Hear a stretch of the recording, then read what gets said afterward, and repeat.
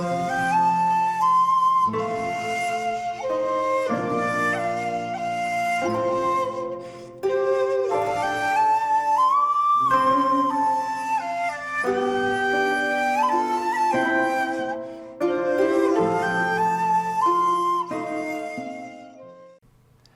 there, this is Slighty from Slighty Films, and welcome to a little look at Imprint'S October bundle, which I suppose is kind of not necessarily horror, but I suppose a chilling set of films, such as The Cheeky Little Monkeys at Imprint. It's sometimes cheaper to buy the bundle than buy the individual titles, so I went and bought the October bundle because there was a couple of titles that I really wanted to pick up, and another 2 or 3 that I was intrigued by, so it kind of works out a bit cheaper if you buy the whole bundle. But again, the monthly Imprint bundles do tend to vary depending on whether there's box sets and things like that. So, but this bundle is just 6 individual titles, but one of them gets a special edition. So I'll just go through the releases, starting with spine number 256. This is a film that I actually saw in the cinema. Can you believe? It's the Guillermo del Toro film that's not actually directed by Guillermo del Toro. He merely presents it. I think was at least the executive producer. It's J. Bayona's The Orphanage, and it gets a nice special edition, which I do think it deserves. This is a classy ghost story that has a couple of really impressive jump scares. It has a really creepy atmosphere. You can watch it a few times and you just appreciate it more. And in the end, I found it quite moving, even though technically not everybody does. So because it's a special edition, it's a 2-disc, plus you get, there's Geraldine Chaplin, you do get a nice 44-page book with essays and images from the film. It's just such a classy film, but it does have a wonderful sense of dread and foreboding, even though, as I say, in the end it's actually quite moving. About a child who finds imaginary friends in an orphanage where his mother used to stay. So strangely enough, you get the film. Pretty incredible that we get the film. So this is a 2K scan. There's a commentary by Xavier Aldana Reyes from 2023. There's a featurette, Small Spectres and Uncanny Children. And J. Bayona's The Orphanage was a video essay by Miranda Kerkoren from 2023. Guilt as Identity in the Orphanage, visual essay by film scholar Dr. Rachel Knightley from 2023. There's an interview with the director and Guillermo del Toro. There's Shooting the Credits featurette.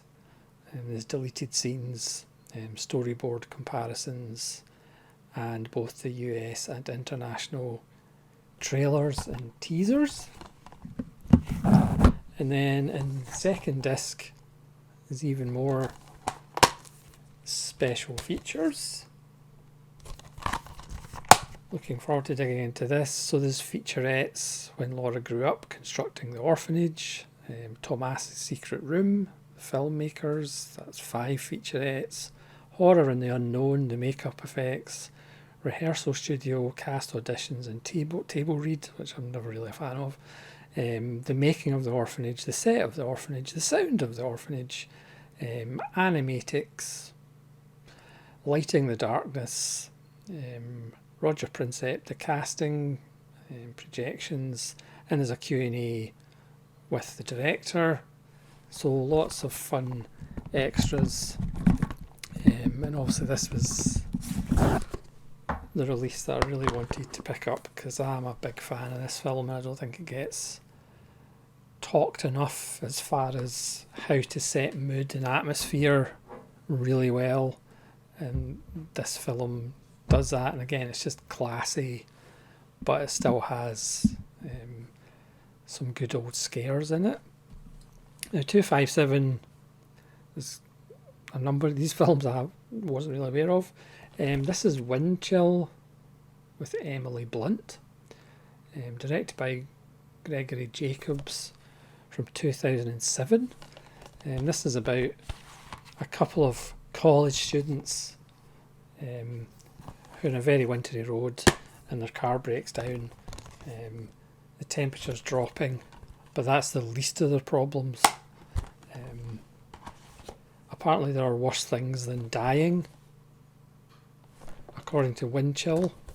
This has an audio commentary by director Jeremy Jacobs and writer Stephen Katz and Joe Gangimeni from 2007, and the making of Wind Chill from 2007, and a theatrical trailer. So check that one out. Then we have Spy number 258. This is William Friedkin's Bug, which I've never seen before, with Ashley Judd, Michael Shannon and Harry Connick Jr. About a lonely waitress who finds love, but then bugs turn up, apparently.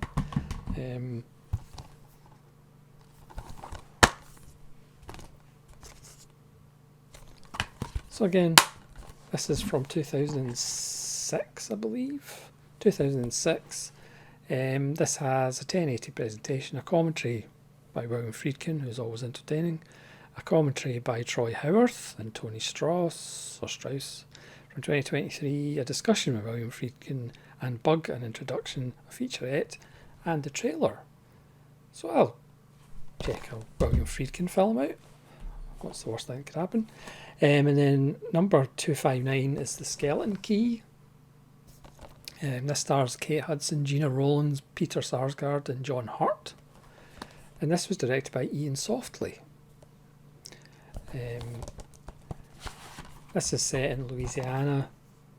So obviously nothing good ever happens in Louisiana.